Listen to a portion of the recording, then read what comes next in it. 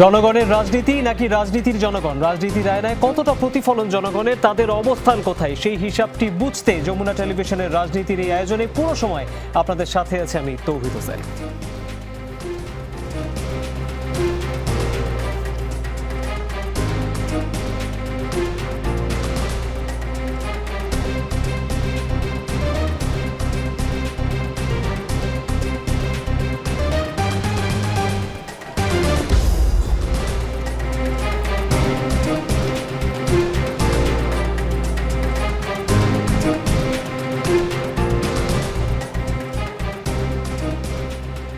বাংলাদেশের রাজনীতি নিয়ে অন্তত আমার কাছে গণমাধ্যম কর্মী হিসেবে খুব ডেজাভু বা প্যারাডক্স, এই দুটো শব্দ আমার মাথায় সবসময় খুব ঘুরপাক খায়। কেন এই কথা বলছি? কেননা বাংলাদেশের রাজনীতিতে একই ঘটনা পুনরাবৃত্তি হয়, ঘুরে ফিরে আসে। ন্যারেটিভগুলো হয়তো বিভিন্ন প্রসঙ্গে বিভিন্ন জনগণের প্রতিনিধিদের কাছ থেকে আসে বা রাজনীতিবিদদের কাছ থেকে আসে, কিন্তু আলোচনার যে ধরন, সেই ধাঁচগুলো কেন জানি বদলায় না। সাম্প্রতিক ইস্যুতেও যখন আমরা দেখেছি যেই আন্দোলনকে কেন্দ্র করে সব রাজনৈতিক দল এক হয়েছিল আরেকটি সরকারের বিরুদ্ধে, যে সরকার অপসংস্কৃতি তৈরি করেছে বলে ধারণা করা হয় বা বলা হয়, সেই ক্ষেত্রে আমরা দেখেছি যে তারা এক হয়ে যাওয়ার পরে এখন এসে তারা সেই জায়গাটিতে একত্রিত হতে পারছে না। বিশেষ করে যারা জোট করেছেন তারাও একত্রিত হতে পারছেন না। তার মানে হচ্ছে রাজনীতির কোনো একটা জায়গায় খটকা আছে। সেই খটকাগুলো কোথায়, সেগুলো নিয়ে আমরা আজ আলোচনা করবো এবং সেই আলোচনায় আমাদের সাথে তিনজন অতিথি আছেন। তাদের সাথে শুরুতেই পরিচয় করিয়ে দিতে চাই। আমার ঠিক ডান দিকে আছেন জনাব শহীদুল ইসলাম বাবুল, এমপি, ফরিদপুর 4 আসনের সংসদ সদস্য, একই সাথে তিনি জাতীয়তাবাদী কৃষক দলের সাধারণ সম্পাদক। প্রতিদ্বন্দ্বী দল থেকে যদি বলি, সেখান থেকে আছেন জাতীয় নাগরিক পার্টির প্রতিনিধিত্ব করছেন, যুগ্ম আহ্বায়ক হিসেবে তিনি কাজ করছেন মনিরা শারমিন, তিনি আছেন আমাদের সাথে স্টুডিওতে। এবং আমাদের সাথে রাজনৈতিক বিশ্লেষক হিসেবে আছেন ঢাকা বিশ্ববিদ্যালয়ের সমাজবিজ্ঞান অনুষদের ডিন কাজী মোহাম্মদ মাহবুবুর রহমান। আপনাদের তিনজনকেই স্বাগত জানাচ্ছি। একটি প্রসঙ্গ দিয়ে আমি আজকে আলোচনাটি শুরু করতে চাই, সেটি হচ্ছে যে হবিগঞ্জ ইস্যু। সেটি হচ্ছে যে জনাব শহীদুল ইসলাম বাবুল, আপনাকে দিয়ে শুরু করি। 28 জুলাই যে এনসিপির পদযাত্রা, সেটিকে কেন্দ্র করে যে সংঘর্ষ, এরপরে এনসিপি সরাসরি অভিযোগটি যেটি করেছে যে ছাত্রদলকে তারা দায়ী করেছে এবং বিরোধী দলীয় চিফ হুইপ তো এক জায়গায় বলেই ফেললেন যে কথা বলতে গেলে দমন পীড়ন করা, আক্রমণ করা বা নিরাপত্তার অজুহাতে বাধা দেয়া, এগুলো করা ঠিক হবে না। শেখ হাসিনাকে কপি করবেন না, এমন অভিযোগও বা এমন মন্তব্যও তিনি করেছেন। বিএনপি গত 15 বছরে বা 17 বছরে ক্ষমতায় আসার আগে প্রত্যেকবারই বলেছে যে রাজনৈতিক কর্মসূচিতে বাধা দেয়াই স্বৈরাচারের প্রথম লক্ষণ। এমন কথা আপনাদের বিভিন্ন নেতারা বিভিন্ন সময় বলেছিলেন। এখনকার যে ঘটনাটা, তাহলে এই বাধা দেওয়ার প্রসঙ্গ বা এই অভিযোগগুলো কেন আসলো? এই অভিযোগকে আপনি কিভাবে খণ্ডাবেন? Thank you. আমার দুই সহ আলোচক, দর্শক শ্রোতা সবাইকে আমার সালাম, অভিবাদন। 5ই আগস্টের পরে বাংলাদেশের রাজনীতিতে সুবচন, শিষ্টাচার, সহমর্মিতা এগুলো কমার বদলে বেড়েছে ক্ষেত্র বিশেষে। এটা খুবই দুঃখজনক। আমরা চেয়েছিলাম 5 তারিখের পরে আমরা সুস্থ রাজনীতি পাবো, ইতিবাচক রাজনীতি পাবো, হ্যাঁ, বা একটা গঠনমূলক আলোচনা পাবো, সমালোচনা পাবো। সেটার পরিবর্তে আমরা যেটা পেলাম সেটা খিস্তি খেউর, নোংরামি এবং ব্যক্তিগত বিদ্বেষপূর্ণ আলোচনা। আপনি অসংখ্য আলোচনা আছে, সমালোচনা এখানে বসে আপনি করতে পারবেন, দাঁড়াতে পারবেন, কিন্তু আপনি আমার পরিবারকে নিয়ে আমাকে ব্যক্তিগতভাবে আক্রমণ করে কথায় কথায় তারেক রহমান, মির্জা আলমগীরকে নিয়ে অশ্রাব্য অশ্লীল ভাষা, এটা কি কোনো রাজনীতির অনুষঙ্গ? আপনি বলেন এটা হতে পারে? হওয়া উচিত। 50টা জায়গায় তারা সমাবেশ করেছে এবং হয়তো কম বেশি 2 জায়গায়, 1 জায়গায় হামলা হয়েছে। এখন সমস্ত জায়গায়, ধরেন হবিগঞ্জের কথা আপনি বলছেন, হবিগঞ্জে সবসময় বিএনপি বা জিকে গো যাকে আক্রমণ করা হচ্ছে বা যার নামে অভিযোগ আসছে, তিনি একজন গণমানুষের নেতা। তিনি আওয়ামী লীগের আমলে জেলখানায় থেকে 3বার বিপুল ভোটে মেয়র হয়েছেন এবং সর্বশেষ যে নির্বাচন, সেই নির্বাচনে তিনি 1,58,000 ভোট পেয়েছেন। তার প্রতিদ্বন্দ্বী জামাত বা এনসিপির প্রার্থী পেয়েছে 44,000। পার্থক্যটা আপনি খেয়াল করবেন। তো এই যে এখানে গিয়ে যদি আপনি আমার সমালোচনা করবেন, অবশ্যই করবেন, বা গালিও দেন 2-4টা, কোনো অসুবিধা নাই। আপনি টিএসসিতে দিতেছেন, প্রেস ক্লাবে দিতেছেন, কিন্তু আমি যদি ধরি আমাকে যদি আপনি সমালোচনা করেন, গালি দেন, আমার গ্রামের বাড়িতে যে মাইক লাগায় যদি আমাকে গালি দেন বা আমার পরিবার পরিজনকে গালি দেন, তো আমার এলাকার মানুষ ভিন্নভাবে তো নিতেই পারে। সব জায়গায় তো বগুড়া না, সব জায়গায় তো সালাউদ্দিন আহমেদ কক্সবাজার না যে তারা দায়িত্ব নিয়ে বাই করে নিয়ে আসবে। আমি এটাও আবার দেখছি গতকালকে যে তুষার এবং হাসনাদের যে গাড়ি প্রচুর মানুষ, তার মধ্যে বিএনপি নেতারা কর্ডন করেও তাদের পার করে দিয়েছে, এটাও দেখেছি। কিন্তু এই যে পরিবেশ, আমি ডিফেন্ড করছি না, জাস্টিফাই করছি না, কোনোভাবেই কোনো আক্রমণ আমি সমর্থন করি। এই রাজনীতি সারা জীবন 40 বছর রাজনীতি করি, কাউকে কোনোদিন চর্তাপ্পরও দেই নাই, এগুলোকে উস্কানিও দেই না, এই ধরনের কথাও কোনোদিন বলি নেই, নোংরামি আচরণও কোনোদিন করি নাই, যুক্তিসঙ্গত আলোচনা করেছি, হাসিনার বিরুদ্ধে প্রচুর সমালোচনা করেছি, 128টা মামলা খেয়েছি, জেল কেটেছি বহুবার। কিন্তু আজকের দিনে যেই সমালোচনার নামে বা কথা বলার নামে, বাক স্বাধীনতার নামে যেটা হচ্ছে, এটা খুবই দুর্ভাগ্যজনক। আপনি বলবেন যে কথার জবাব কথা দিয়ে দেওয়া হবে, আমি দেখলাম যে হাসনাদের গালিগালাজ করছে পথে মানুষ, বিএনপি নেতারা ঠেকছে, এটাও তো আমি সমর্থন করি না। কেন এই শব্দ গালিগালাজ করবে? ওরা যে গালিগালাজ করছে বা করে, যেই ধরনের শব্দ চয়ন করে, আচরণ করে, এটা তো গণতন্ত্রের ভাষা না, এটা সমালোচনা। সমালোচনারও একটা সৌন্দর্য থাকা লাগে, শালীনতা থাকা লাগে, ভাষা লাগে, রাজনীতি শিখা লাগে। এটা করে তারা যে পরিবেশটা তৈরি করলো, এটা খুবই দুর্ভাগ্যজনক। আপনি যদি একটা এবং এটাও বলা হয়েছে উস্কানি, আসেন কার কত শক্তি দেখাই দেই মাঠে, শিক্ষা আপনারা কি করেন, এগুলোরে ঘর থেকে ধরে আনতে পারেন না, এটা কোনো শব্দ? কে উস্কানি দিল? কি কারণে এই পরিবেশটা তৈরি হলো? পরিবেশকে আমি ডিফেন্ড করছি না, যারা হামলা করছে অবশ্যই মামলাও হয়েছে, তাদের নামে বিচারও হবে। এবং দেখেন কার নামে মামলা হয়েছে, এই যে একটা ছবি দেখেন, ছাত্রদলের সভাপতি হবিগঞ্জ, এই জুলাই আন্দোলনের ছবি, তার নামে মামলা হয়েছে। কি পরিমাণ নিপীড়িত, কি পরিমাণ নিপীড়িত এরা! তো এখন আপনি যখন উস্কানি দিবেন, উপভোগ করবেন, সুরসুরি দিবেন, পিছন থেকে মানে অবদমিত করে তুমি বলতেই থাকবা, আপনি হামলার নিন্দা করবেন, সাথে তো এই শব্দগুলোরও নিন্দা করতে হবে। আপনি বলেন যে শব্দের পরিবর্তে শব্দ হবে, এটাও কোনো কথা হতে পারে না। একটা শব্দের জন্য যুদ্ধ বেঁধে যায় একটা দেশের সাথে। হাসিনার একটা শব্দের জন্য আমরা রাজপথে সবাই ঝাঁকে ঝাঁকে নেমেছিলাম, একটা কথার জন্যে। কথার পরমাণু বোমার চাইতেও অনেক বেশি শক্তিশালী হয়ে যায় কখনো কখনো। তো সেই জন্যে মানুষ তরবারির আঘাতও কখনো কখনো ভুলে যায়, কিন্তু অপমানের আঘাত, কথার আঘাত মানুষ ভুলে না। এই বাস্তবতা, এই রাজনীতি কোনোটাই কাম্য নয়। এই হামলা যেমন কাম্য না, অবশ্যই যারা হামলার সাথে জড়িত, সে যেই হোক, আমার দলের হোক, যাই হোক। এবং দেখেন কালকে আমি তো অনেকগুলো ছবি দেখেছি, এবং দুর্ভাগ্যজনক একটা ছেলের চোখে ক্ষতিগ্রস্ত হয়েছে বা একটা ছেলের চোখ নষ্ট হয়ে গেছে, আমি শুনেছি, আমি জানি না কতটুকু।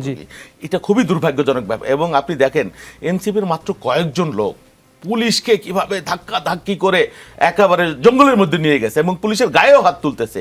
এই পুলিশরা তো ইচ্ছা করলে লাঠিপেটা করতে পারতো, ইচ্ছা করলে গুলি করতে পারতো, ইচ্ছা করলে তাদের সব কটা গ্রেপ্তার।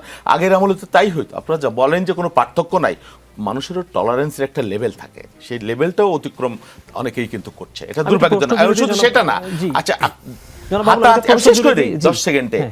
কথার জবাব যদি কথা দিয়েই শুধু হতো, তাহলে রাজশাহী বিশ্ববিদ্যালয় যে শিবিরের যে সেক্রেটারি, সে লাইব্রেরির ভিতর ঢুকে একেবারে মানে আমি পরশুরামের কঠোর কোঠার নিক্ষত্রিয় করিব বিশ্ব, এরকম একটা অবস্থা শুরু করলো। ওইখানে তাদের একটু শক্তি আছে সেই জন্যে, এবং তাদের যদি শক্তি থাকতো তাহলে এটা কথা না, শুধু তারা এই এই এই পরশুরামের কঠোর কোঠার নিয়ে পৃথিবী নিক্ষত্রিয় করে দিত। একটু প্রশ্ন জুড়ে দিই।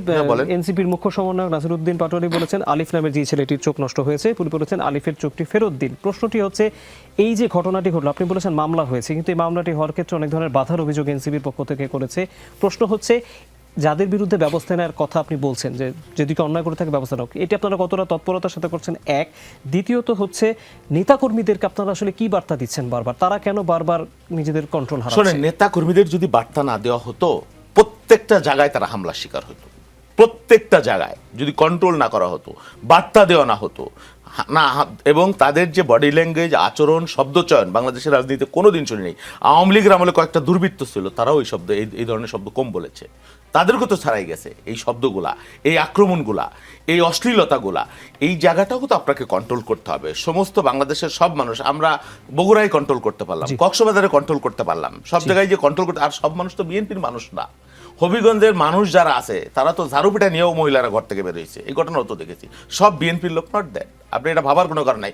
আপনি যখন মানুষের মধ্যে ক্ষোভ তৈরি করবেন, তখন তার সমস্ত দায়িত্ব যদি খালি বিএনপির উপরে দেন, এটাও ঠিক হবে না। ডেফিনেটলি। আমি একটু মনিরা শারমিনের রেসপন্স জেনে নিই, তারপর জনাব মাহবুবুর রহমানের কাছে আসবো। মনিরা শারমিন, একটি কথা উনিও বলেছেন, বিএনপির প্রধান উপদেষ্টা এবং বিএনপির সিনিয়র যুগ্ম মহাসচিব রুহুল কবির রিজভী, তিনিও বলেছেন যে সমালোচনার ভাষা এতটা বেপরোয়া বা কাণ্ডজ্ঞানহীন হতে পারে না। এক, সমালোচনা ভাষা এতটা আক্রমণাত্মক হওয়া উচিত কিনা, সেটি শহীদুল ইসলাম বাবুলও প্রশ্ন তুলছেন আপনাদের ক্ষেত্রে। আমি একটা কনটেক্সট আপনাকে দিই, সেটা হচ্ছে হবিগঞ্জের ঘটনার পর আপনারা বলছেন আপনাদের রাজনৈতিক স্পেস কমে আসছে, কিন্তু একটা বিষয় হয় যে প্রতিটা সংঘর্ষই যখন হয়, সেখানে এক ধরনের রাজনৈতিক দৃশ্যমানতা বলেন বা জনসমর্থন বলেন, আপনাদের এক ধরনের এক্সপোজার বাড়ে। তো অনেকে বলে যে এনসিপি আসলে এই ধরনের ঘটনাগুলোকে পুঁজি করে মোবিলাইজেশন টুল হিসেবে ব্যবহার করছে। আপনার রেসপন্স কি? ধন্যবাদ। যারা দেখছেন তাদের শুভেচ্ছা এবং আমার সহ-আলোচক হিসেবে যারা উপস্থিত আছেন তাদের শুভেচ্ছা। প্রথমত সমালোচনার ভাষা।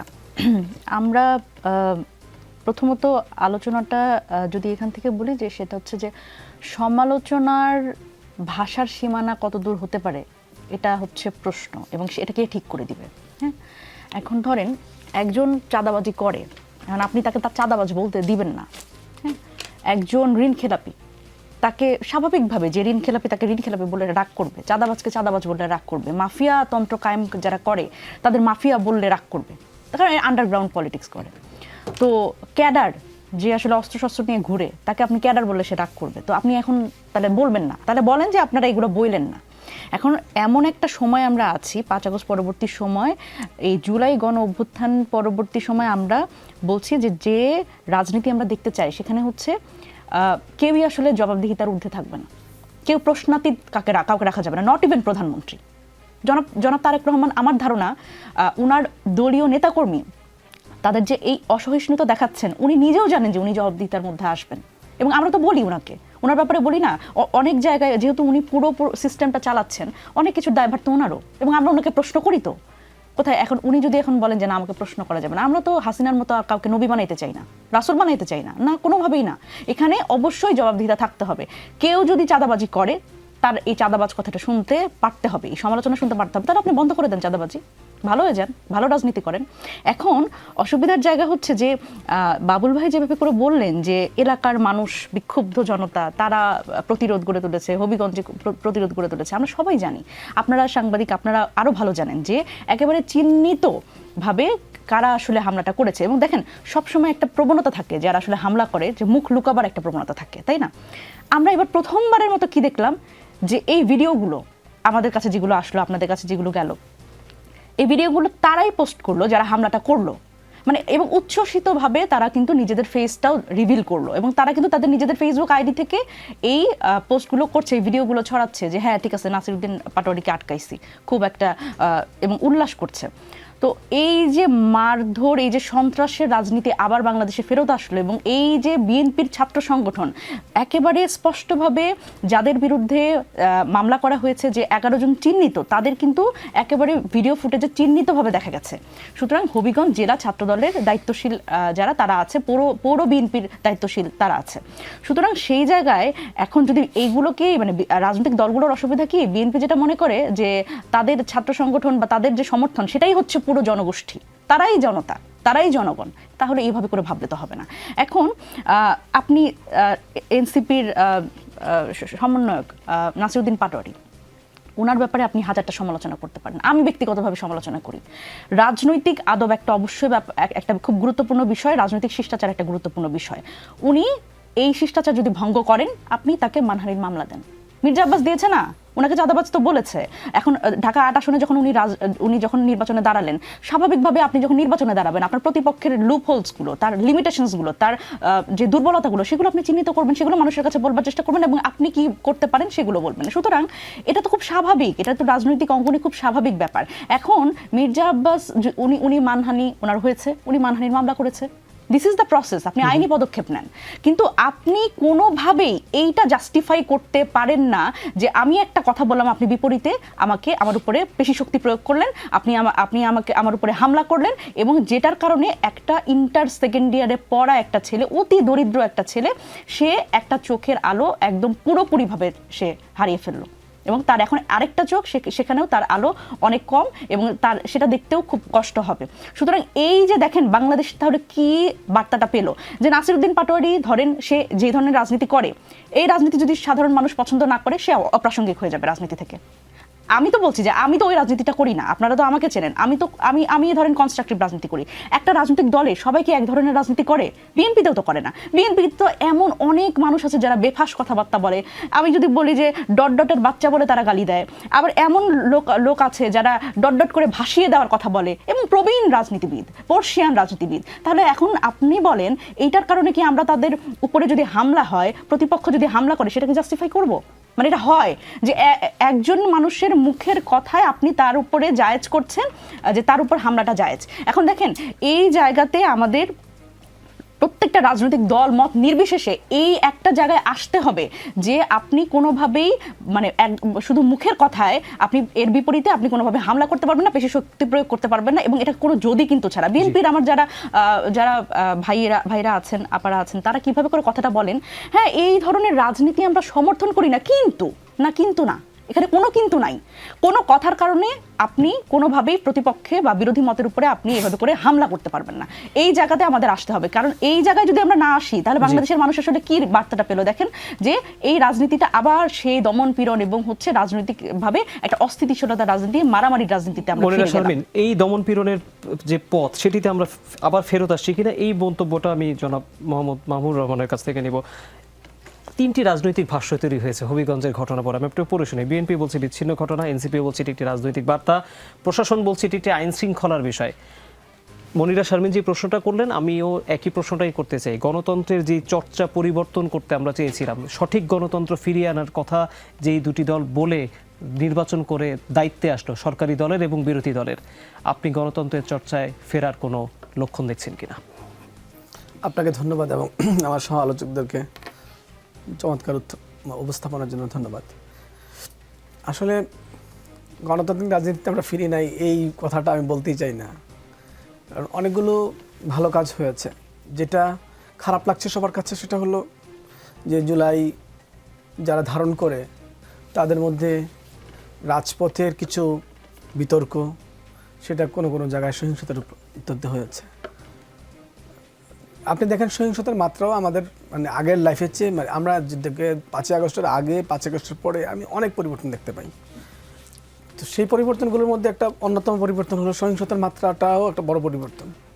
কিন্তু সহিংসতার তো কোনো লেভেল নাই যে আমি কোনো এই লেভেলে সহিংসতা করতে পারবো। সহিংসতা সব লেভেলেই আমরা বর্জন করতে চাই। কিন্তু গুণগত মানের ক্ষেত্রে আপনি যেটা বললেন যে আমরা তো পুলিশ প্রশাসনের এক ধরনের ধৈর্য দেখতে পাই এখন। রাজনীতিবিদ, টপ রাজনীতিবিদদের ক্ষেত্রে আপনি অনেক টপ রাজনীতিবিদ আগে যেভাবে প্রধানমন্ত্রী বক্তৃতা দিতেন, যেভাবে ধমক দিয়ে ভয় ধরিয়ে কথা বলতেন, সেই প্রধানমন্ত্রী তো আর এখন নাই।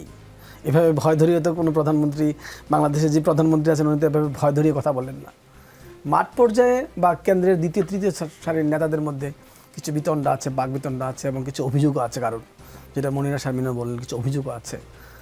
তো এই অভিযোগগুলো ক্ষেত্রে আমার বক্তব্যটা হলো, যদি কারোর ব্যাপারে সুনির্দিষ্ট প্রমাণ থাকে, বাংলাদেশের তো আইনের ব্যবস্থা আছে। যেগুলো অপরাধ, আপনি যে অপরাধগুলোর কথা বলছেন, চাঁদাবাজি সহ অন্যান্য অপরাধের কথা বলছেন, সেই অপরাধের তো সুনির্দিষ্ট ব্যবস্থা নেওয়ার সুযোগ আছে। সেই প্রক্রিয়া না যেয়ে শুধুমাত্র রাজনীতির মাঠ গরম করলে তো অপরাধ কমবে না। তো সেটার দিকে মনোযোগ দিবে কিনা বিরোধী দলগুলো, সেটা কিন্তু চিন্তা করতে পারে যে অপরাধ কমাতে চায় নাকি দুই পক্ষের মধ্যে জুলাইয়ের যারা পক্ষ তারা সবাই আবার মাঠে রক্তারক্তিতে নামতে চায়। এটা একটা গুরুত্বপূর্ণ সিদ্ধান্ত। আর গণতন্ত্র প্রবেশের ক্ষেত্রে আমি আপনাকে যে কতগুলো উদাহরণ দিলাম, বিরোধী দল এবং সরকারি দলের মধ্যেও কিন্তু ভাষারও পরিবর্তন হয়েছে। কিন্তু যেটুকু খারাপ লেগেছে সেটা হয়তো অনেকে প্রত্যাশা করছে না, এবং যেটুকু হচ্ছে সেটাও হয়তো আমরা প্রত্যাশা করছি না। কিন্তু আগের তো বিরোধী দলের কোনো ধরনের অ্যাক্সেস ছিল না, কিন্তু সেটা তো আর আমরা বলবো না যে আগের বিরোধী দলের চেয়ে এখন বেটার। কিন্তু এখন যে গণতান্ত্রিক পরিবেশ, সেটা কিন্তু আমরা অনেকেই মনে করি যে এখনই কেন এটা হয়ে যায় না। একটা মানে এক্সপেকটেশন লেভেলটা আমাদের অনেক বেড়েছে। কিন্তু আপনি যদি গণতন্ত্রের ভাষা প্রয়োগ করতে চান, স্বাধীনতা দিতে চান, স্বাধীনতা তো সবাই সমান লেভেলে এক্সারসাইজ করবে না। তো কেউ কেউ লিমিটটা ক্রস করবে। তো লিমিটটা ক্রস করলে, আপনি লিমিটটা ক্রস করলেও যে আরেকজন আবার আপনার লিমিট অ্যাকসেপ্ট করবে, সেটাও তো সকলেই করবে না। এটা কিন্তু আমাদের খেয়াল রাখতে হবে। এই জায়গাটাতে আপনি কীভাবে সমাধান করবেন, এটাই হলো আইনশৃঙ্খলা বাহিনী। যারাই লিমিটটা ক্রস করছে, যদি সামাজিকভাবে কারোর বিরুদ্ধে অভিযোগ ওঠে, রাজনৈতিকভাবে যদি কারোর বিরুদ্ধে অভিযোগ ওঠে, কেউ যদি অপরাধী হয়, বিরোধী দলও সেই অপরাধের আমলে নিয়ে আইনগত ব্যবস্থা নিতে পারে, আবার সরকারি দলও সে ব্যবস্থা নিতে পারে। কিন্তু এখন যে পরিবেশ তৈরি করা হচ্ছে সেটা হলো টোটালি মনে হচ্ছে যেন রাজপথে এটা সমাধান হয়ে যাচ্ছে। কোনো চাঁদাবাজ কি রাজপথে সমাধান হবে? কিন্তু আবার যদি আপনি সে যদি চাঁদাবাজ না হয়ে থাকে, আপনি যদি রাজপথে তাকে কলঙ্কিত করেন, সেটাও কি ঠিক হবে? আমরা তো প্রত্যেকের পারিবারিকভাবে একে অপরের সাথে সম্পর্কিত। তো আমরা অনেকবারই দেখেছি 5 আগস্টের পরে যেটা বেশি হয়েছে সেটা আমার মনে হয় অন্যরা চিন্তা করতে পারে, মানে এটা আমি বিনয়ের সাথে বলছি যে আমরা কি মানুষকে বেশি হিউমিলেট করে ফেলছি না? তো হিউমিলেট করলে তো মানুষ মানসিকভাবেও আক্রান্ত হয়। কিন্তু মানে এটা হলো কি, আপনি হয়তো কেউ প্রতিবাদও যদি না করে, সহিংসতা যদি জড়িত না হয়, ধরেন তার পক্ষ হয়ে কয়েক জায়গায় সহিংসতা হয়েছে কারোর পক্ষ হয়ে, কিন্তু যদি কেউ নাও হয়, ব্যক্তিটা কিন্তু মানসিকভাবে ভেঙে পড়ে, পারিবারিকভাবে ভেঙে পড়ে। তো আমরা রাজনীতির যে নতুনত্ব আনতে চাই, নতুন বাংলাদেশ নির্মাণ করতে চাই, সেখানে কি পরিবার, সমাজ, ব্যক্তিগত সম্পর্কে সব ভুলে যাব?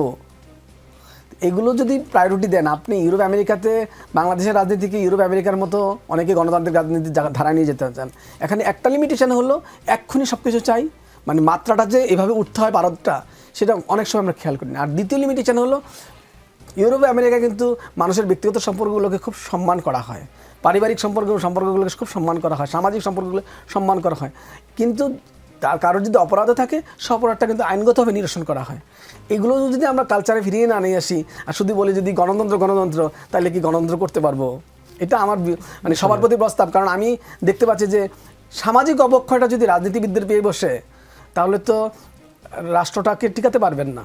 এবং ক্ষমতার মানে কম্পিটিশনটা, ক্ষমতা কাঠামোতে যাওয়ার যে কম্পিটিশনটা, সেটা যদি একটু সোবার না রাখেন, তাহলে আখেরে তো সকলেরই প্রবলেম হবে। চ্যালেঞ্জটা কিন্তু সবার, মানে ওনারা প্রত্যেকে যারা দ্বন্দ্বে লিপ্ত আছেন, রাজনৈতিক কম্পিটিশনে আছেন, কম্পিটিশন থাকবে, কিন্তু কম্পিটিশনে যারা আছেন তারা প্রত্যেকেই কিন্তু রিস্কে পড়ে যাবেন। তো তাদের চ্যালেঞ্জ কমন, কিন্তু তাদের লড়াইটা দেখতে পাচ্ছি আমি বিচ্ছিন্ন। সে কারণেই বলছি যে আগে রাজনৈতিক সংস্কৃতি পরিবর্তন করতে হলে সামাজিক সংস্কৃতি পরিবর্তন করতে হবে। পারস্পরিক যে সম্মানবোধ, এটা অ্যাভয়েড করা যাবে না কোনোভাবেই। জুলাই ইস্যুতে আসলে অবিভক্ত থাকা সম্ভব বা অসম্ভব কিনা, এই ডিবেটটা আমাকে ব্যক্তিগতভাবে খুব পীড়া দেয়। জনাব শহীদুল ইসলাম বাবুল, আপনাকে দিয়ে শুরু করি।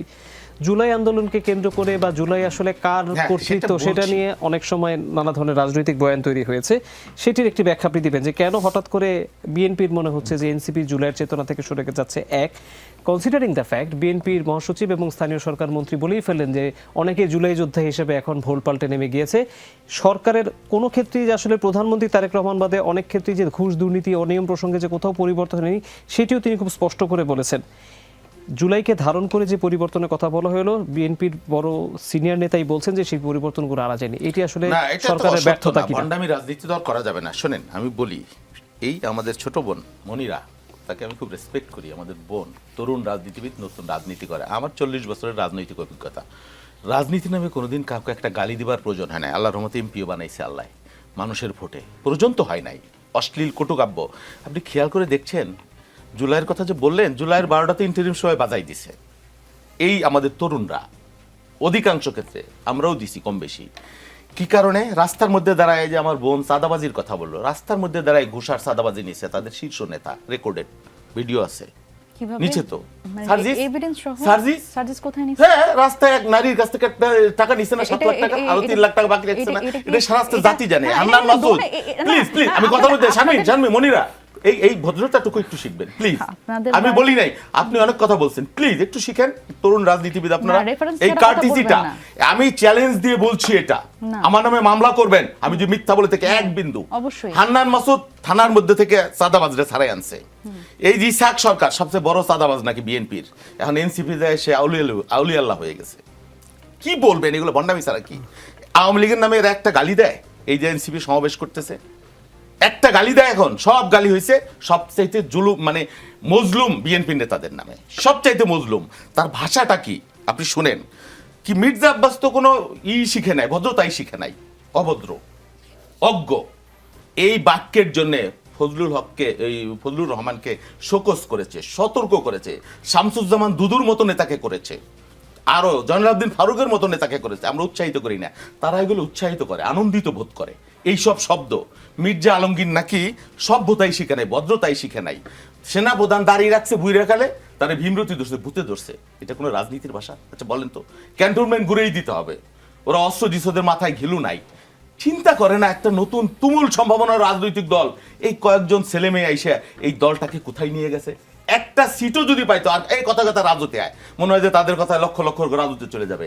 সেই দিন নাইরে নাতি খাবলায় খাবলায় ছাতু খাইতি, সেই কথার মতো কইতে ইচ্ছা করে। তাদের কথায় মনে হয় লক্ষ লক্ষ লোক চলে যাবে রাজুতে আগের দিনের মতো।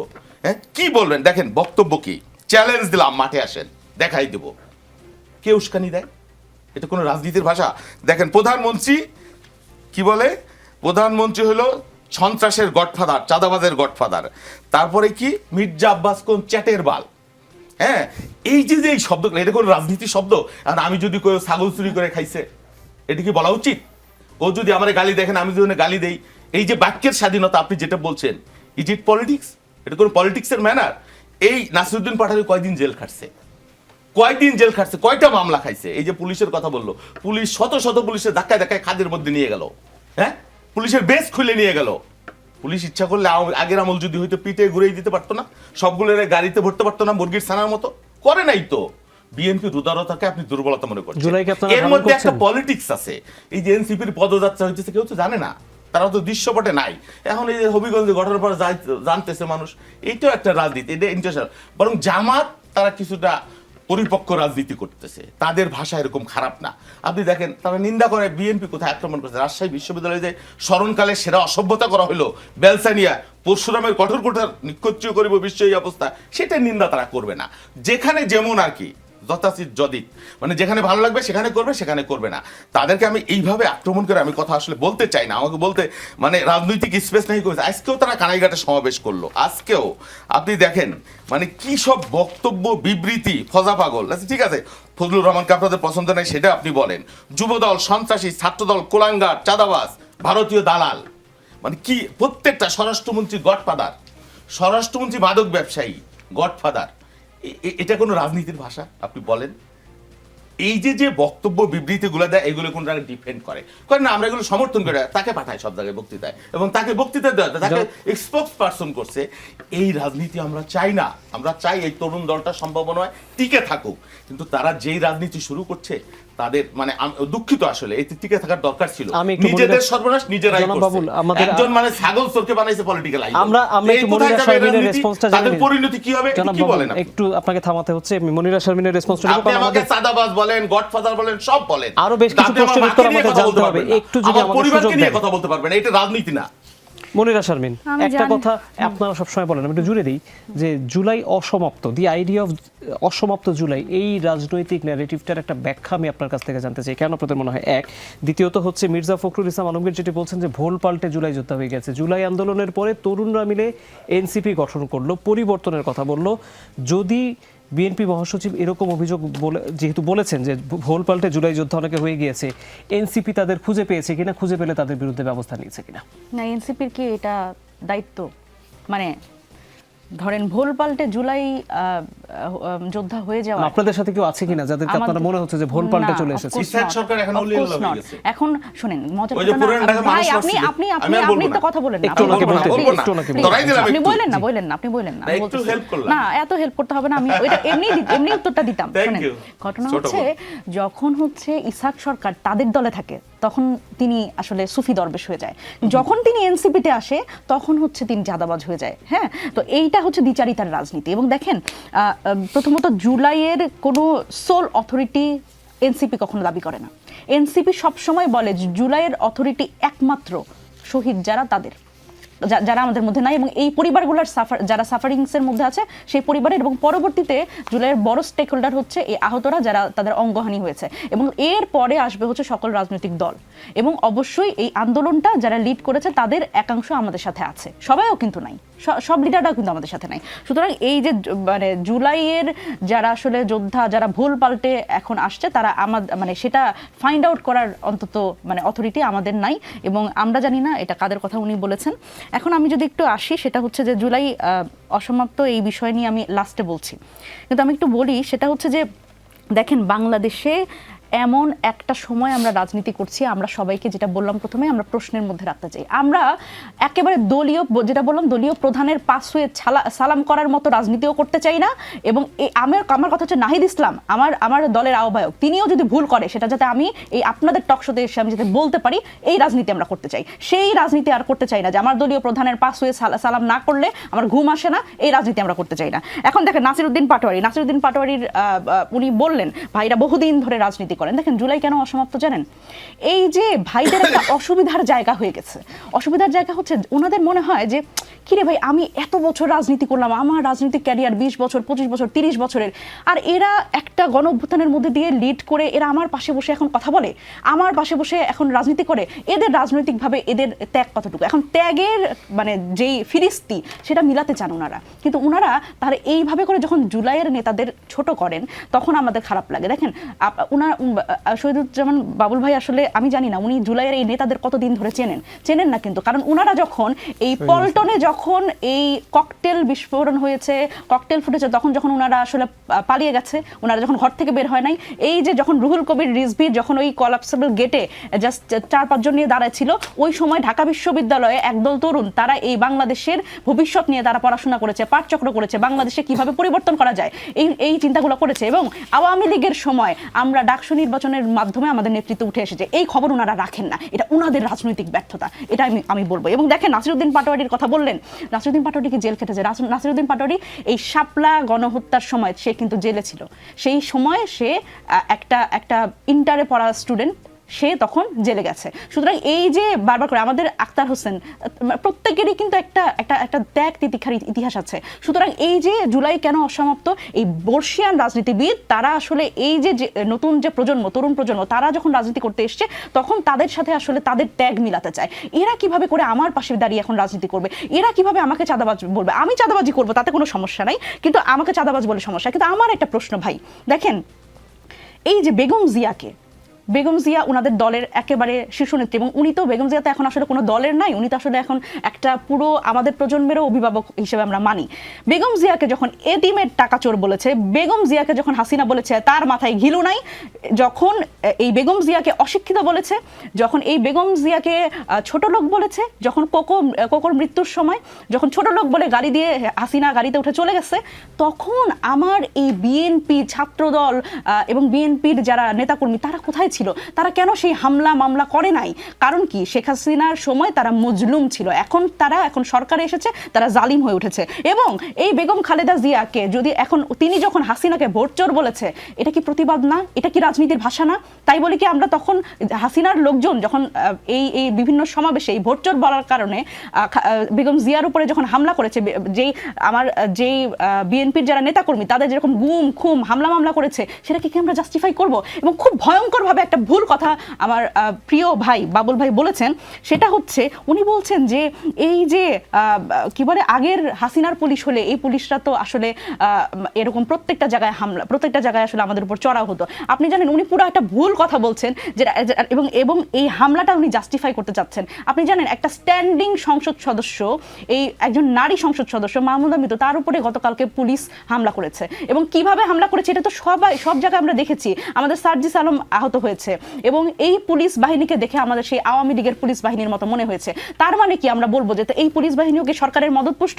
এবং এই যে উনারা বারবার করে লুকানোর চেষ্টা করছেন, আপনারা কেন এই প্রশ্নটা ওনাদের করেন না যে এই যে এত মানে 48 ঘন্টা হয়ে গেছে, ছাত্র দলের যাদের বিরুদ্ধে এই অভিযোগ, এবং স্পষ্টভাবে দেখা যাচ্ছে এই ছাত্র দলের তাদের বিরুদ্ধে আসলে কি ব্যবস্থা নেওয়া হয়েছে, এবং বিএনপি তারা আসলে ছাত্র দলের বিরুদ্ধে এবং এই পৌর বিএনপির যারা দায়িত্বশীল এই হামলার সাথে জড়িত এই চিহ্নিত সন্ত্রাসীদের বিরুদ্ধে তারা কি ব্যবস্থা নিয়েছে? তারা যে রাজনৈতিক সংস্কৃতির পরিবর্তনের কথা বলে, এই পরিবর্তন কি তাদের কাজকর্মে আছে কিনা, এইটা আমার প্রশ্ন। স্যার আপনার কাছে একটু আসতে চাই, প্রশ্নটা আমি জানি না আমি কিভাবে আপনি এটাকে ব্যাখ্যা করেন, প্রশ্নটা একটা এভাবে করতে চাই। আমি যদি একটু মানে ইন্টারন্যাশনাল কনটেক্সট দেখি, তাহলে আমি দেখি যে ইস্ট ইউরোপে আরব বসন্তের সময়, সুদানে যখন এরকম বিক্ষোভ হয়েছে, পট পরিবর্তন হয়েছে, এই ঘটনাগুলো ঘটার পরেই একটা আলোচনা ওখানেও তৈরি হয়েছিল যে আন্দোলনের ওই বৈধ প্রতিনিধি আসলে কে। আমরা আসলে সেই ডিবেটে ঢুকে যাচ্ছি কিনা, কারণ জুলাইকে সব দল নিজেদের মতো করে এক ধরনের ব্যাখ্যা দিচ্ছে, এমন কি আসলে হওয়ার কথা ছিল? আপনাকে ধন্যবাদ। বিষয়টা হলো এই আলোচনাটাতে আমরা যারা ধরেন আপনি এই প্রশ্ন কিন্তু নতুন না। 1776 সালে আমেরিকা যখন এই স্বাধীনতা আন্দোলনটা হয়, তারা যখন বিপ্লবটা করে এবং বিপ্লবে সফল হয় 1776 সালে, তখনও কিন্তু মার্কিন যুক্তরাষ্ট্রের ফোর ফাদার্স এই বিষয়ে কিন্তু বিতর্ক ছিল, এবং এই বিতর্কটা সমাধান করার জন্য তাদের নেতৃত্বের অনেক অবদান আছে। বিশেষ করে জর্জ ওয়াশিংটনের প্রেসিডেন্ট হিসেবে কন্টিনিউ না করা, এবং যারা যারা যে ফোর ফাদার্স ছিল প্রত্যেকে কিন্তু প্রেসিডেন্ট হয়েছেন। তো তাদের মধ্যে একটা ইন্টারনাল আন্ডারস্ট্যান্ডিংয়ের মধ্যে দিয়ে গিয়েছেন। ইভেন আমি আপনাকে একটা উদাহরণ দিই, থমাস জেফারসন, তিনি প্রেসিডেন্ট হয়েছেন।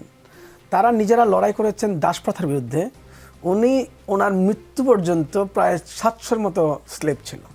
আমি ওনার বাসায় বাড়িতে গিয়েছি এবং এই সব তথ্য লেখা আছে। মৃত্যু পর্যন্ত কোনো দাসকে মুক্তি দেয় নাই। তো ব্যাপার হলো কি, তাতে কি এই যে বললাম যে এদের মধ্যে একজন লোক আছে থমাস জেফারসন, হাইলি এলিট, তারা সবাই কিন্তু দাসপ্রথার বিরুদ্ধে লড়াই করছেন আমেরিকান আন্দোলনে 1776 সালের মার্কিন সংবিধান তৈরি হওয়ার আগ পর্যন্ত। কিন্তু তাদের মধ্যে একজন রেখে আন্দোলন করছে দাসের বিরুদ্ধে, দাসপ্রথার বিরুদ্ধে। অথচ এই জায়গাগুলোতে তো আমার কাছে খারাপ লাগছে তখন, এই 2023 সালে ওনার ওখানে ভিজিট করতে গিয়ে। অথচ এই ফোর ফাদার্সদের মধ্যে কিন্তু এই নিয়ে কিন্তু গণ্ডগোল নাই, লড়াইটা নাই, ব্যক্তিগত জায়গা থেকে। আবার দেখেন তাদের কন্ট্রিবিউশনটা কিন্তু খুব ভালো রাজনীতিবিদ ছিলেন জর্জ ওয়াশিংটন। অন্যদিকে আবার মেডিসন ভালো আইন বুঝতেন, থমাস জেফারসন মেডিসন তারা ভালো আইন বুঝতেন। তো এরকম একটা সব জায়গাতে মিলে একটা কন্ট্রিবিউশন।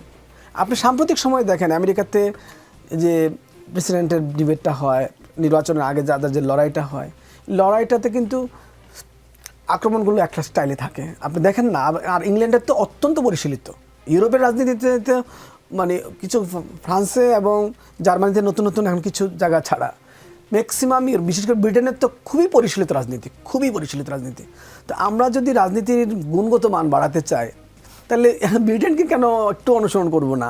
ওখানে রাজনীতিবিদরা ব্যক্তিগতভাবে কীভাবে আক্রমণ করেন, ওদের মধ্যে যে দুর্নীতিবাজ নাই তা তো না, ওদের মধ্যে কিন্তু অভিযোগ আছে। তো এটা একটা প্রথম কথা। আর দ্বিতীয়ত যেটা আপনি যে প্রশ্নটা করলেন, আরেকবার বলবেন? প্রশ্নটা ছিল জুলাই ইস্যুতে আসলে অবিভক্ত থাকা উচিত কিনা, নাকি এই ওনারশিপের কথাই তো বলছেন আপনি? জি, ওনারশিপ। আমরা এটা নিয়েও প্রথম দিকে লেখা লিখেছি যে জুলাই বিপ্লবের মালিকানা। আপনি দেখেন আমাদের এখানে 71 নিয়ে যে পরিণতিটা হয়েছে, যে আওয়ামী লীগের একার পক্ষে মালিকানা নিতে যাওয়ার যে পরিণতি, তাতে 71 অনেকটা, বিশেষ করে গত 15 বছর তো 71-এর প্রতি একটা অবিচারই হয়েছে, আওয়ামী লীগ অবিচার করেছে। তো জুলাইয়ের ব্যাপারে কি আমার কাছে একটা বিষয় আমি বলি, যে 18 তারিখ যখন শাহবাগ থেকে আমাদের 2 ছাত্রকে ছাড়িয়ে আনতে গেলাম, তখন আমরা 20-25 জন লোক, এই যে শাহবাগ মোড়টা ঘুরছি, তখন 25 জন লোক ফিল্ডে, কিন্তু মনে হচ্ছিল আমাদের দিকে বন্দুকগুলো যেভাবে তাক করেছিল, আমার মনে হয় 20টা গাড়ি হবে, মানুষ 20 জন, গাড়িও 20টা, ওই যে গাড়ি যে অ্যাপেছি। তো তখন খুব ভয় লাগছিল, আতঙ্ক লাগছিল। ফিল্ড লেভেলে রাজনীতি করা অত্যন্ত কঠিন কাজ। তো মাঠ লেভেলে যারা রাজনীতি করেছে, আমার নাম তো সেভাবে নেতৃত্ব জায়গা কোথাও নাই, আমাদের তখন অনুভূতিটা কী ছিল? তো এই অনুভূতির জায়গাটা কিন্তু বাংলাদেশের সকল মানুষের, যারা 4 তারিখ পর্যন্ত, 5 তারিখ 12টা পর্যন্ত লড়াই করেছে। তো এই যে 5 তারিখ 12টায় কিন্তু অনেক এলাকার মানুষ জানতো না। তো আমি মনে করি বাংলাদেশের রাজনীতির ফ্যালাসিটা হলো, আপনি 90 বলেন, 71 বলেন, 24 বলেন, ক্রেডিটটা মাঠে আন্দোলনকারীদের দিয়ে দেন না কেন? জনতাকে যদি ক্রেডিটটা দিয়ে দিতেন, যেই জনতা এই গণঅভ্যুত্থানটা করেছে, গণঅভ্যুত্থান কখনো কোনো ব্যক্তিগতভাবে হয়, কোনো দলীয়ভাবে হয়, কোনো এককভাবে হয়। গণঅভ্যুত্থান তখনই সফল হয় যখন সকল মানুষের সায় থাকে। আপনি দেখেন 4 তারিখ পর্যন্ত কিন্তু, আমি আর এটা বলতে চাই না, অনেক যারা আওয়ামী লীগের সুবিধা পেয়েছে তাদের কিছু কিছু সন্তানও কিন্তু মাঠে ছিল, চলে আসছে। তারাও মনে করছে যে আমার বন্ধুদের উপরে কেন আক্রমণ হলো, আমার ছোটো ভাই বাচ্চাদেরকে, স্কুলের ছাত্রদেরকে ট্রেনে নিয়ে যাওয়া হচ্ছে কেন? তো এটা একটা সামগ্রিক ব্যাপার। এই সামগ্রিক ব্যাপারটাতে সামগ্রিক ওনারশিপ দিলে কি হয়? জাতি গড়ে ওঠে। এর একটা উদাহরণ আমি দিলাম 1776 সালে আমেরিকাতে। এবং আপনি দেখেন কত বছর, প্রায় 50 বছর, 100 বছর মতো ওয়েট করেছে, যে সব রাজ্য যখন সই করেছে সংবিধান, তখন এটাকে কার্যকর করেছে। এর আগ পর্যন্ত কিন্তু ফেডারালিস্ট ইউজ হয়ে ওঠে নাই। তো আমরা দেখেন 100 বছর, 1901 সালে আলোচনা আসছে নারীদের ভোটাধিকারের ব্যাপারে, 1927 সালে সংবিধান সংশোধন হয়েছে আমেরিকাতে, নারীদের ভোটাধিকার 27 বছর অপেক্ষা করেছে। আমরা একটু আমি জাস্ট এটা বলছি কি একটু মানে সবকিছু এখনই হয়ে যাবে তা করা যাবে না, কিন্তু পারস্পরিক স্পেস দিতে হবে। পারস্পরিক স্পেস, সবাই যদি মিলেমিশে কাজটা না করি এবং সবাই যদি, সবার লিমিটেশন থাকবে, সবার কন্ট্রিবিউশন সমান হবে না। কিন্তু ওই যে বললাম না, একজনের দাস আন্দোলন করছে, দাসের বিরুদ্ধে, কিন্তু 600 দাস তার বাড়িতে। নিঃসন্দেহে আমরা একটু অন্য প্রসঙ্গে আমি একটু জনাব বাবুল এবং মনিরা শারমিন আপনাদের দুজনের কাছে আসবো। দুটি অন্য প্রসঙ্গের প্রশ্ন আছে, একটু করেই ফেলি। মনিরা শারমিন যেটি বলছিলেন জনাব বাবুল, যে গত 5 মাসে বা 6 মাসের সময় হতে যাচ্ছে বিএনপির আসলে অন্যরূপ বের হয়ে গিয়েছে সরকারের, এমন একটা অভিযোগ তিনি করেছেন। আমি একটু কিছু অভিযোগ যদি বলি, যেসব অভিযোগ এসেছে আওয়ামী লীগ থেকে আসা কিছু অসাধু ব্যক্তি বিএনপির নাম ব্যবহার করে চাঁদাবাজি, দখলদারিত্ব বা অন্য অপকর্ম করছে, অনুপ্রবেশকারীদের কারণে বিএনপি ক্ষতিগ্রস্ত হচ্ছে, হাইব্রিড নেতাকর্মীদের আনাগোনা বেড়েছে এবং প্রধানমন্ত্রী তারেক রহমান তাদেরকে প্রতিরোধে এবং হাইব্রিড নেতাকর্মীদের ঠেকাতে নির্দেশনা আপনাদেরকে দিয়েছেন, সেটা আপনারা জানেন। প্রশ্নটা হচ্ছে, দলটি নেতাকর্মীদের যে এই যে ফ্যাসিবাদের বিরুদ্ধে সংগ্রাম, জুলাই গণঅভ্যুত্থানেও আপনারা সামনে ছিলেন, এত তাড়াতাড়ি আপনাদের দলে আসলে অনুপ্রবেশকারী কিভাবে ঠাঁই পেল? এক, দ্বিতীয়ত হচ্ছে প্রশ্ন হয়ে গেছে, হ্যাঁ, মানে আপনারা এটাকে কনসিডার করছেন কিভাবে? আওয়ামী লীগ কাকে থ্রেট মনে করে? আওয়ামী লীগের মিছিল কে দাবড়ায়? এনসিপির একটা ছেলে কোনোদিন দাবড়াইছে দেখছেন? এনসিপির নামে কোনো বক্তৃতা দেয়? এই আওয়ামী লীগের নামে এনসিপি কোনো বক্তৃতা দেয়? যত বক্তৃতা বিএনপির বিরুদ্ধে। মানে আওয়ামী লীগ নামে কোনো রাজনৈতিক ছিল না, ভবিষ্যতেও থাকবে না, তাদের দৃষ্টিভঙ্গি এরকম। তার মানে কে চিটাগাং মঞ্জুর বাসায় যে দুধ ভাত কে খাইছে? সুতরাং অভিযোগ যখন করবেন, হ্যাঁ, স্থানীয় পর্যায়ে অনেকেই যারা দেশে আছে ভোটের প্রয়োজনে অনেকের সাথে জামাতও চাইছে, আব্দুল্লাহ তাহের, মুজিব ভাই এবার আমাকে ভোট দিয়ে দিবে বলে দিছে। আমার বক্তব্য সেটা না, এখানে অনেক কথা এসছে, ডাবল স্ট্যান্ডার্ডও আছে। চাঁদাবাজির কথা প্রথম মনিরা শারমিন বলছে, এবং বিএনপিকে তারা সবসময় তোতা পাখির মুখস্থ বলি, বিএনপি চাঁদাবাজ দল। আর ইসহাক সরকার ছিল বিএনপিতে থাকাকালীন সর্বনিকৃষ্ট চাঁদাবাজ। ওই পুরান ঢাকায় পাথর দিয়ে মানুষ মানছে না, তারেক রহমান রেডে নিয়ে পাঠাই দিবে বিদেশে প্যাকেট করে, আসতেই দিবে না। এবং শুধু তো একা না, এই যে সার্জিস ছাত্রলীগ করতো, যে হাসিনা আপা করে করে মুখে ফেনা উঠে ফেলছে, এদের মধ্যে আসিফ নাহিদ, সত্য যেটা সত্যি, হান্নান মাসুদ, এদের ভূমিকা অন্যরকম সত্যিকার অর্থেই। কিন্তু এই যে সার্জিস, হাসনাত, এরা তো ছাত্রলীগের সাথে মিলেমিশে ছিল, ছাত্রলীগ করতো। তো এরা এখন হয়ে গেছে বিরাট জুলাইয়ের, আমার বোন জুলাই কি জুলাইয়ের স্টেক নেয় না বলতেছে, জুলাই সবার।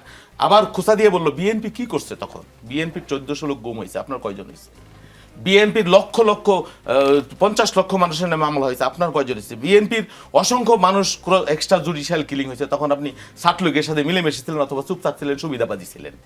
আপনি করছেন চাকরির আন্দোলন। আপনার চাকরি যদি হয়ে যাইতো তাহলে তো আপনি ঘরে ফিরে যাইতেন, আরামে এসে শান্তিতে চাকরি করতেন। আমি তো চাইতাম না, আপনার সাথে আমার পার্থক্য একটু।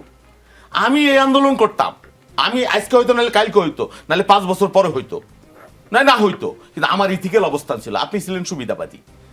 তো আপনি যখন বলবেন চাঁদাবাজ, আমি প্রথম বলে নেই, সে বলছে। এখন ইসহাক সরকার, আমি বলছি এই কারণে ইসহাক সরকারের কথা, ইসহাক সরকার এনসিপিতে যায় এখন অলি আল্লাহ হয়ে গেছে, আর বিএনপিতে থাকতে সে চাঁদাবাজ ছিল, পাথর দিয়ে মানুষ হত্যাকারী ছিল।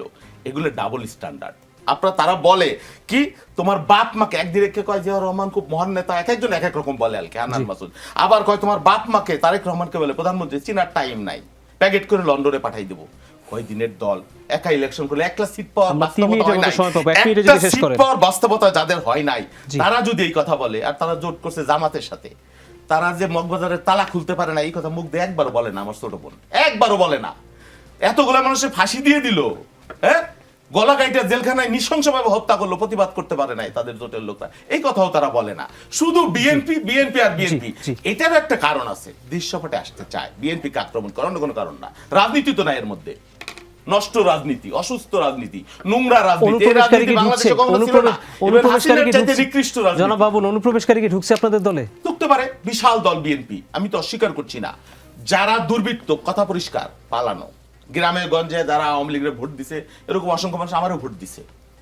যারা ভদ্র আওয়ামী লীগ আর তুলনামূলক কম আওয়ামী লীগ, এখন তারা গ্রামে বাস করে। এখন সব মানুষকে কি আপনি বঙ্গোপসাগরে ফেলে দিবেন? না কই দিবেন এই আওয়ামী লীগের লোকরা আমার ভোট দিও না?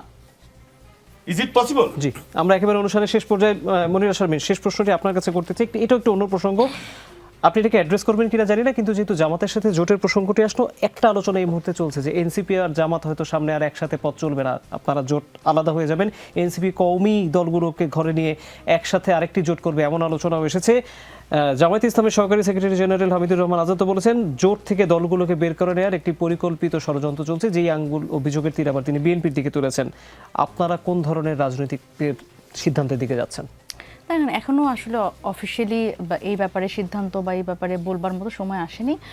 আমরা স্থানীয় সরকার নির্বাচনকে সামনে রেখে আমরা যেভাবে করে আমাদের দলীয় যদি বলি যে প্রার্থী ঘোষণা এবং মানে সমর্থিত প্রার্থী আর কি, সেই ঘোষণার দিকে যাচ্ছি এবং আমরা মোটামুটি 100 উপজেলায় প্রার্থী ঘোষণা করেছি এবং পরবর্তীতে আমাদের আরও 100 উপজেলায় করার একটা চিন্তা আছে এবং আমরা স্থানীয় সরকার নির্বাচন এককভাবে করবার যে ঘোষণাটা সেটা আমরা দিয়েছি।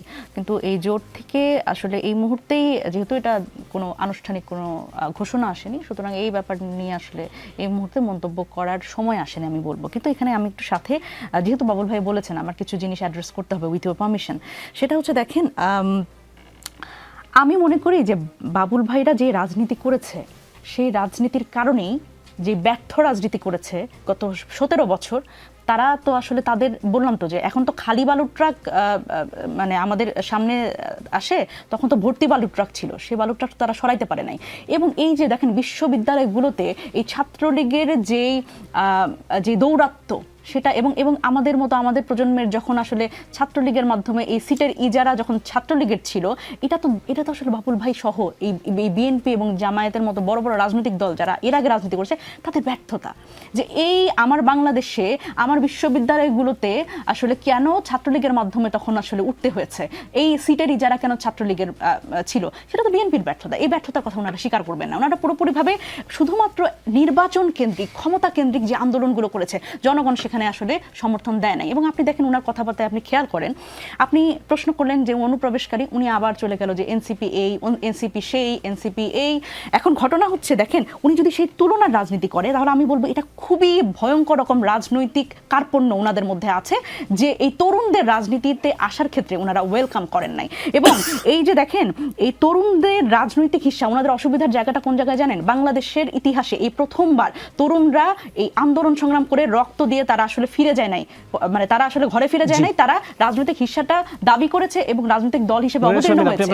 এই জায়গা থেকে আসলে ওনাদের সমস্যা, হ্যাঁ এই জায়গাতেই ওনাদের সমস্যাটা। সুতরাং আমার মনে হয় যে ওনারা যদি এই কার্পণ্যটা ওনাদের মধ্যে রাখেন, যে রাজনৈতিক কার্পণ্য, যে এনসিপি কে আসলে যে কোনোভাবে আসলে ভিলিফাই করতে হবে, এনসিপি কে যত দোষ এনসিপির, এইভাবে করে যদি ওনারা ভিলিফাই করতে থাকেন তাহলে আমার মনে হয় সেটা রাজনৈতিকভাবে ওনাদের যে রাজনীতির বয়স এবং ওনাদের দলের যে বয়স সেটাতে ওনাদের আসলে খুব বেশি আমি বলবো যে সাধারণ মানুষ আসলে খুব অ্যাকসেপ্টেন্স পাবে না। সুতরাং সেই জায়গা থেকে আমি বলি যে আসলে এই যে বিভক্তি রাজনীতি এটা কিন্তু বিএনপি শুরু করেছে। সুতরাং আমি বলবো যে জুলাইয়ের ভাগ বাটোয়ারা এটা আসলে এনসিপি করে না। কারণ আপনি খেয়াল করে দেখবেন প্রথম এই মানে শহীদদের কত শহীদ এটা বিএনপি প্রথম প্রকাশ করেছে যে বিএনপির শহীদ এত, আমরা শহীদদের ভাগাভাগি করি না। এবং বিএনপির এই গত 17 বছরের যে আন্দোলনটাকে, এই আন্দোলনটাকে আমরা সম্মান জানাই এবং আমরা এই কথাগুলো বারবার করে বলি।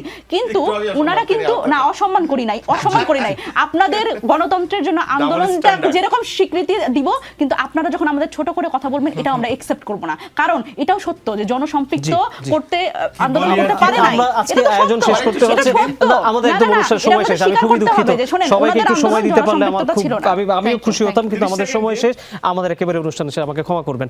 আপনারা পরবর্তীতে একটু আলোচনা সেরে নিয়ে শুয়ে পড়ে দর্শকদের থেকে আমরা একটু বিদায় নিতে হবে। দর্শক দেখতেই পাচ্ছেন রাজনীতির কোনো শেষ তো আসলে নেই, এটি চলতেই থাকবে। তবে আগামী রোববার রাত 9টায় আবারও আমরা আপনাদের সামনে আসবো নতুন কোনো আলোচনার বিষয় নিয়ে। যমুনা টেলিভিশনের সাথেই থাকুন।